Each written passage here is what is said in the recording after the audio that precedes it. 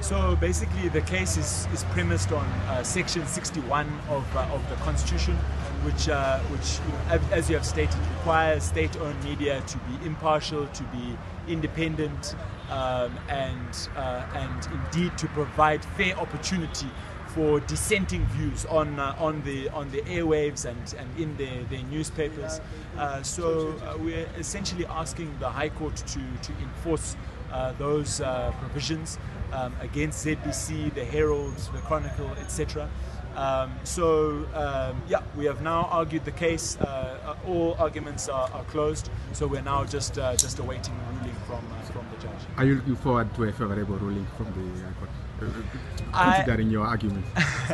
I feel that I did my very best to present the best case forward, but you know, it's entirely in the hands of the court now.